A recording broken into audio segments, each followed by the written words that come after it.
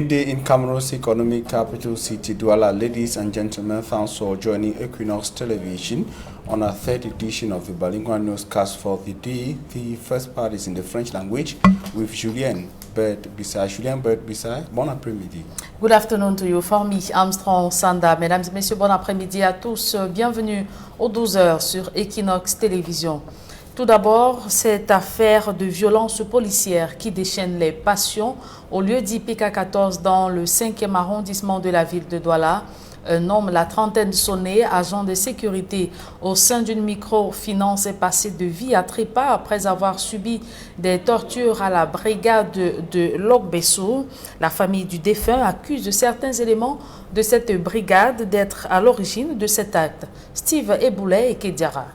Autre cas de violence policière qui déboule sur une perte en vie humaine. La victime, Kelbert Daniel César, 35 ans, agent de sécurité dans une microfinance située en plein cœur du marché de PK14, a été admis ce matin à la morgue de l'hôpital Akantini de Douala.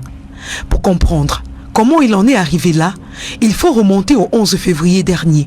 César est ce qu'il convient d'appeler un bienheureux qui aime distiller de la bonne humeur autour de lui. Ce jour-là, il va essayer de faire une blague à une dame régulière dans ce box réservé aux coiffures. Mais pour une fois, sa blague est jugée de mauvais goût. Il a trouvé la dame, il a seulement touché la dame à l'épaule.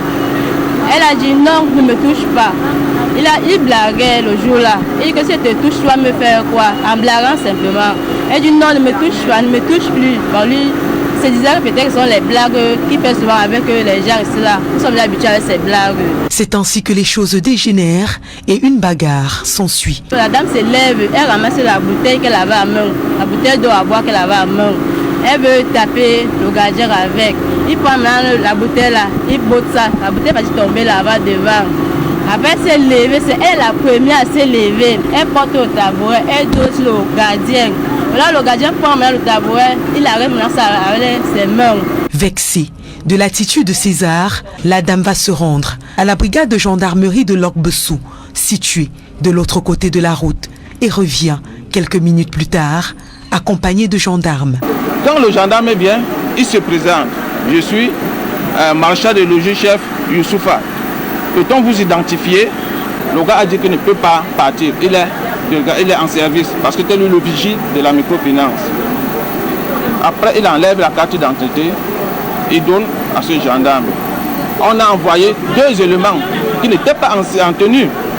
C'est ces 2 éléments qui propulsent le monsieur en route à l'amener à la brigade. Kelbert Daniel est malgré tout interpellé et détenu. Entre 30 minutes après, la dame revient dit que je l'ai enfermé. Il est là-bas gardé, il va voir qui est fui. Il l'a enfermé. Alors même la dite somme qu'elle devait payer pour les trèfles là, elle n'a pas voulu les payer. Donc c'est elle qui me paye, c'est plutôt le gendarme qui m'a payé la honte de revenir à ma femme. Sa compagne et sa sœur, qui se chargent de lui ramener des produits de première nécessité, déclarent avoir trouvé un homme amoindri, fatigué par les coups et les actes de violence subis au cours de sa détention. Le 13 février, soit 2 jours seulement après son interpellation, sa sœur lui ramène à manger dans sa cellule et face au refus des gendarmes, elle avoue avoir forcé le passage. Dans ma colère, je suis entrée forcément dans la gendarmerie. Ce sont les prisonniers qui étaient en cellule qui me disent là où on a enfermé mon frère. J'ouvre là-bas, je regarde, je vois le lit vide. Quand je regarde derrière la porte, je vois mon frère couché en train de conduire, il est en train de rejeter la salive, les yeux sont en train de partir. Mon frère, la langue partait, il avait déjà croqué la langue. Sous le choc, elle pousse un cri de détresse. J'appelle les gendarmes, mon frère est en train de partir, vous êtes là assis. Les gendarmes ne viennent pas. J'appelle les gendarmes, mon frère est en train de partir, les gendarmes se lèvent. Quand ils viennent guetter, ils constatent que mon frère est couché au sol. Ils constatent que c'est là que l'un d'entre eux demande qu'on peut lui faire sortir en salle pour qu'il puisse le taper.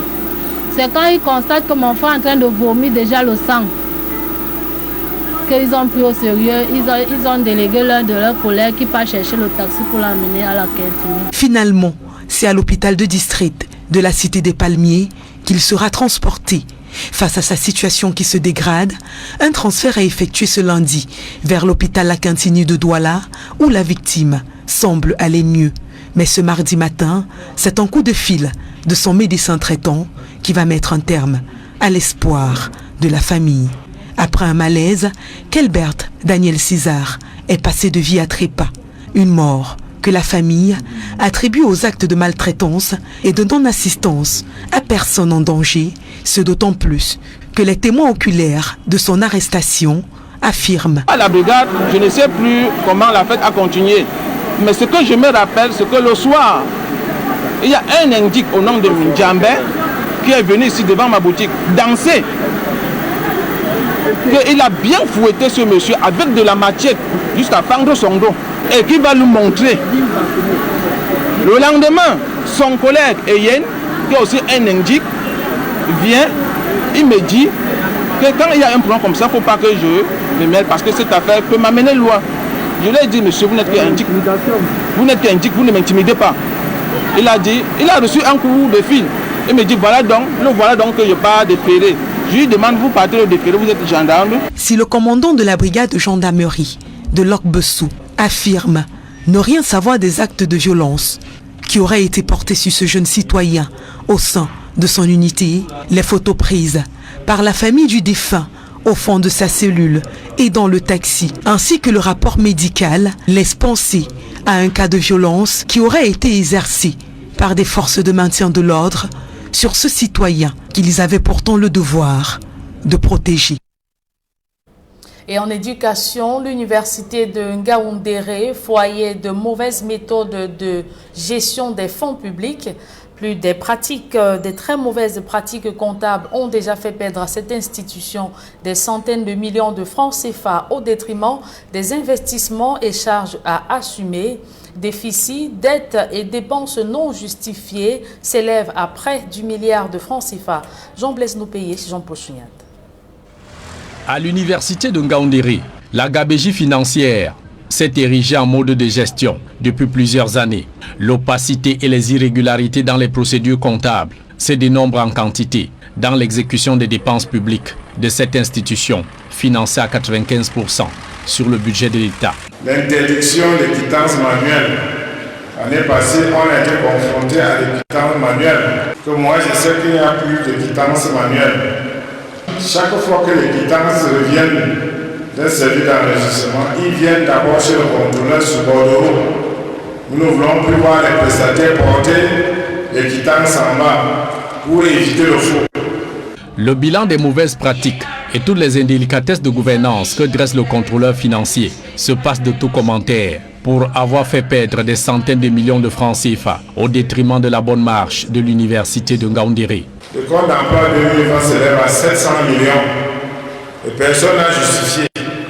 On a généralisé l'attestation d'immatriculation parce que ces simples papiers, les gens peuvent les éditer à dents et porter n'importe quel numéro.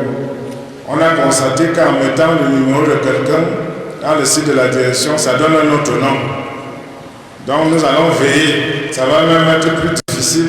Illustration de cette malgouvernance universitaire. En 2018, l'institution a été incapable de respecter ses engagements du 4e trimestre, traînant ainsi des dettes ça et là. Le ministre des Finances, Lupoul Moutazé, a même refusé de combler un déficit à forte odeur de détournement de fonds publics à grande échelle.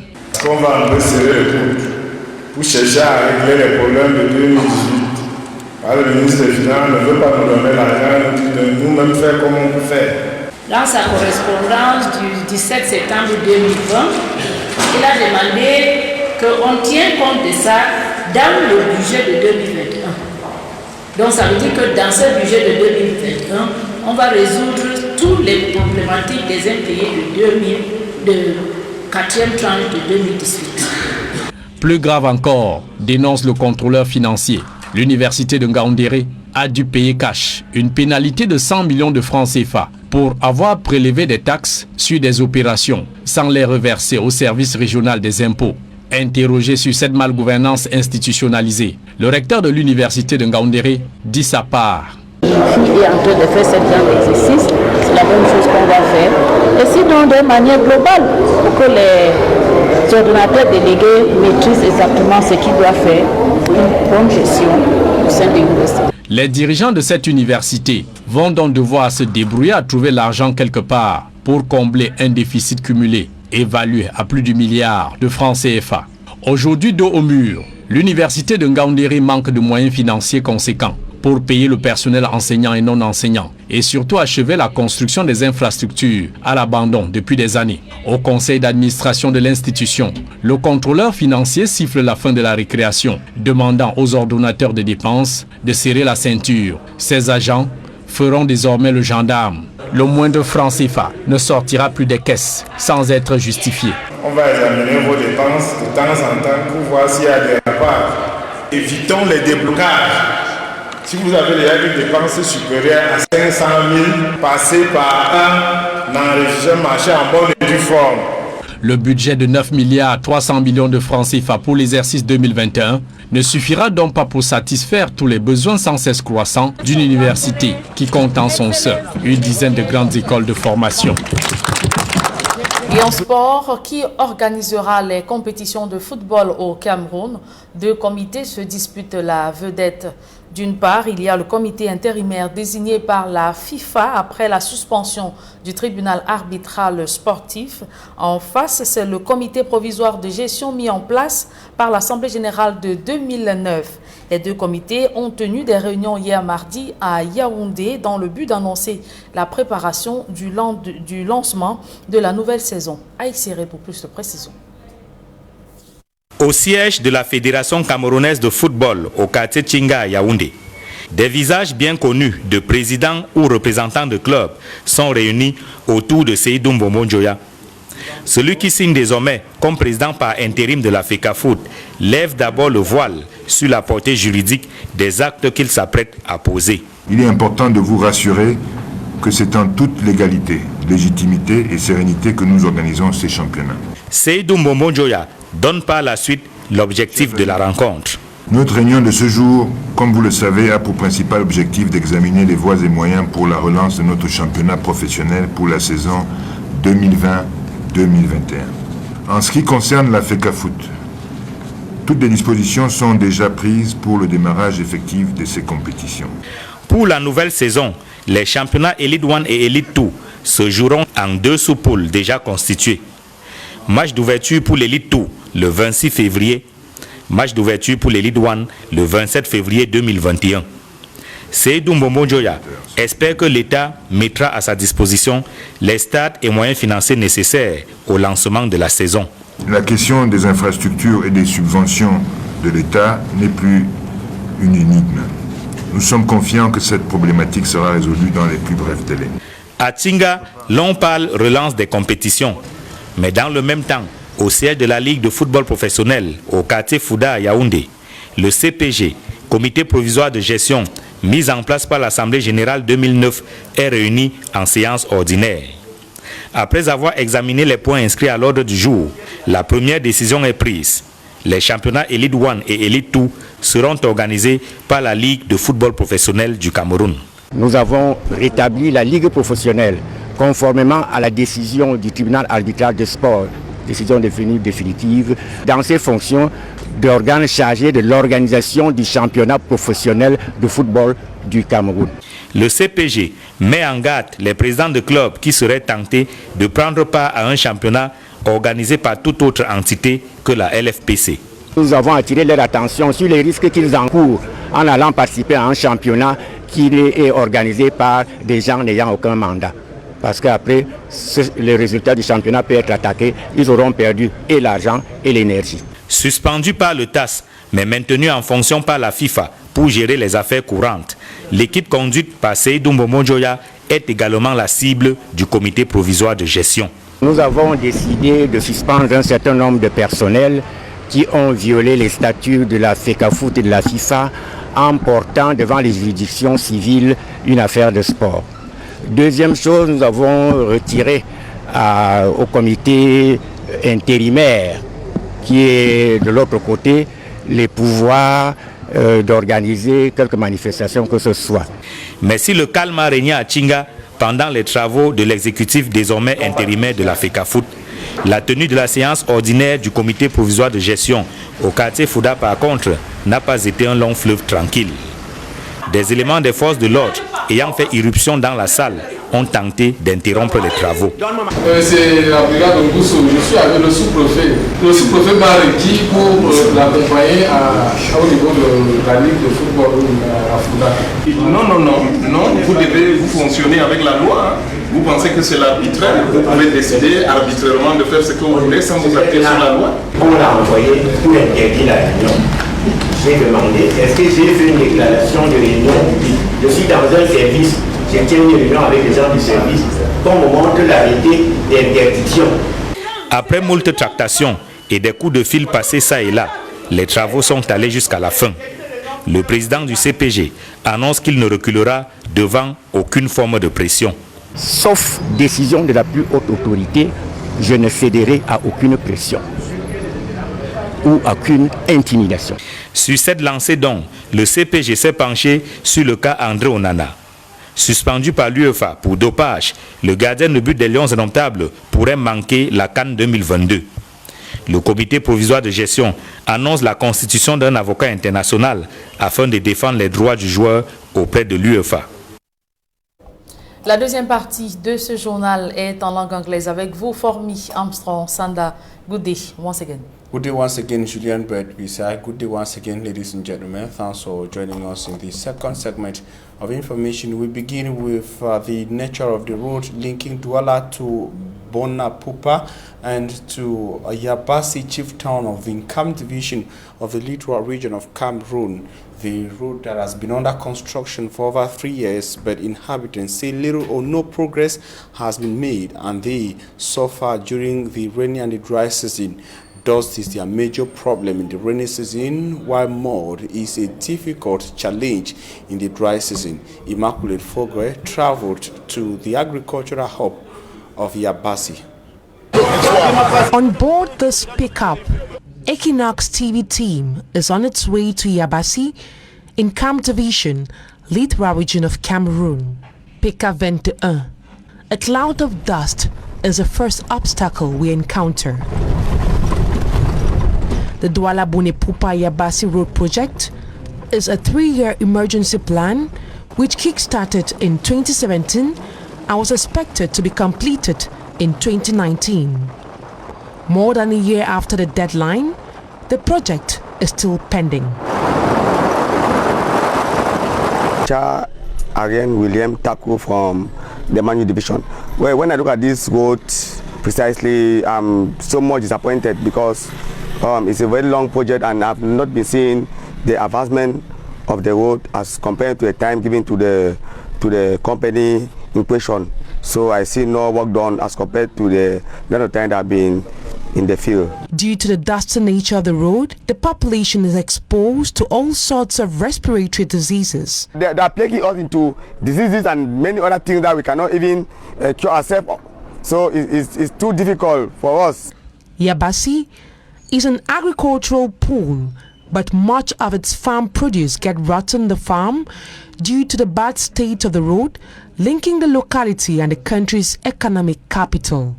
Ankobat is not doing anything. I tell you anything, and Ankobat needs a sanction. But when I see the technical team coming from Yaoundé to investigate how work is being done here, they come here and they go back. What is still here? So I begin to wonder. I begin to ask questions here and there to people around me, to other people outside of me, to the world at large. They come here, they see what Ankobat is doing, that they are doing nothing. They go back to Yaoundé and they continue to do nonsense. The company handling the project attributes the slow pace of construction work to financial constraints emanating from government's failure to disburse funds for the completion of the project. Apart from the problem of bad roads, inhabitants of Yabasi need potable water and electricity. And I will take you to the infamous torture of Ndu in the Donga Mountain division of the northwest region of Cameroon to say that the victim has reportedly returned from the hospital in Kambe and is now in Ndu. Though family members say he is still having some pains around his chest. They are also raising concerns that he was not scanned. The said person on his part, however, says he is responding to treatments. In this report, Equinox Television takes you to when it all started and the current stage of the Ndu torture case. This is where and when the tough encounter between Jean-Fai Mbungong and Cameroon security officials began, after he was picked up from Maku in Ndu. No player, we be thinking a play, no be player. At the veranda of the Ndu Council premises, an amateur video shows Jean-Fai Mbungong being interrogated by 3 police officials. When you try, you go die for the matter. If not them, they send you. Look out. First curiosity, Jean-Fai Mbungong is found in possession of 2 national identity cards, though family members say one belonged to his late father.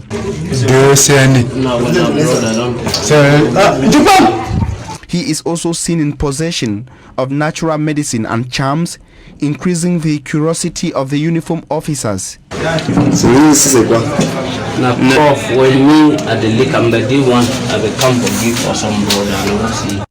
An encounter which will not end at the council building, but continue on a more disturbing phase elsewhere, as justified by the second and most viral video.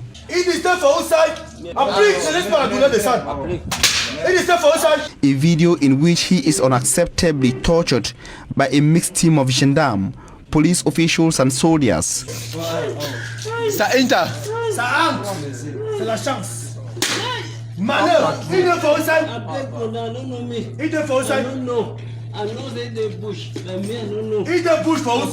Following widespread condemnation, Cameroon's Ministry of Defense, through its spokesperson, Colonel Research Atomfac, said that the concerned security officials have been identified and taken into custody at the Ndu Territorial Gendarmerie Brigade.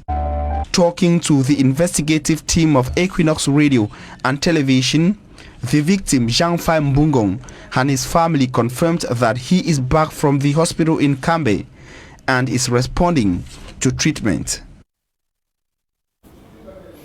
And now we talk issues still with regards to the armed conflict in the northwest and southwest regions of Cameroon, to say that some elite sons and daughters of Libialem division in the southwest region of Cameroon have jointly condemned the attack and assassination of 3 traditional rulers of Libialem division in a village known as Eso Eta recently.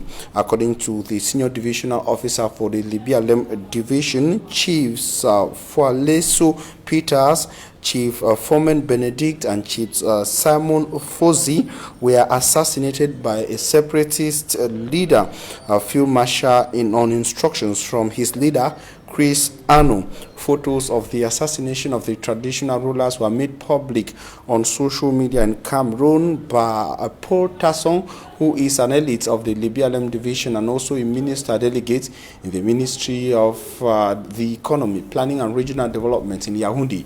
He published the photos on his official Twitter account.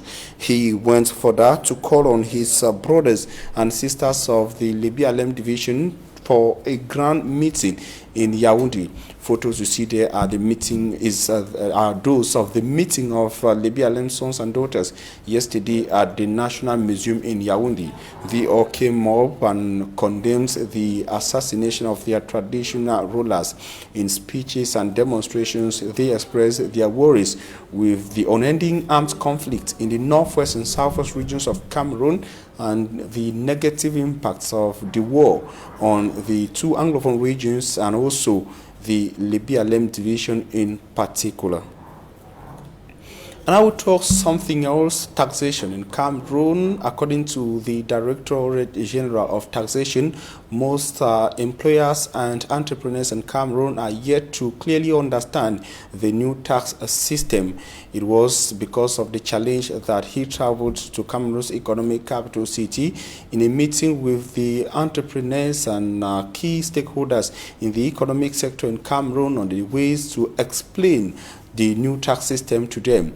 The new tax system is said to have gone operational since the start of the year 2021. Charles Ekome tells us more in the following report.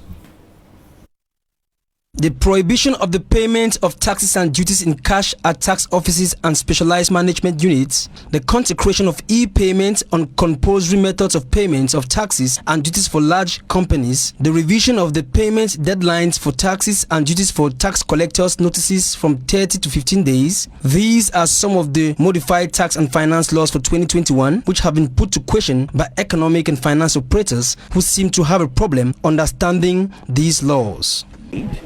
But the population, the ordinary person, doesn't even know. Even companies, you have to have a good tax guy who takes the pains to read and explain to you. So you find out that taxpayers go on, the year is almost through, and they don't even know that there are advantages, or reforms that have been done that should benefit everybody. So I think one of the key things we go away with is the need for this dialogue, the need for the government, for the tax department to look at ways to educate the population cannot be overemphasized. In the bid to finding ways of making these laws comprehensive, the Director of Taxation in Cameroon, Modeste Mopa Fatoing, will be presiding over a 5-day conference which began on the 15th of February in the economic capital, Douala. I came to deliver two messages. The first one was to congratulate the taxpayers of our country for having met their obligations in 2020, because 2020 was a very difficult year, but the taxpayers were able to pay what was expected from them, and the taxation administration was able to meet its target, and I wanted to congratulate them. Secondly, I took the opportunity of this visit to have discussion with taxpayers about the reforms that are undergoing within our taxation administration, especially the e-procedures in terms of e-filing, e-payments, and it was a wonderful discussion. I also seized the same opportunity to discuss about the changes that happen within the financial law, to throw light on the new measures that will be implemented beginning from January 2021. This working conference, with a weekly agenda aimed at enlightening these economic actors of large companies as well as economic operators of small and medium-sized companies, so as to revise these laws in the presence of financial experts and making them applicable for all Cameroonians. The report brings us to the end of the midday news on Equinox Television. We thank you for your keen attention. Julien Bird Bissana will be back here tomorrow at 7 a.m. God willing. Julien, see you tomorrow at 7 a.m. Le rendez-vous est pris pour demain, 7h, s'il plaît. Adieu, Formi, Armstrong, Sanda. Mesdames, Messieurs, merci d'avoir suivi cette édition bilingue du journal. Retrouvez Immaculée Forgoué pour votre quotidien santé en langue anglaise.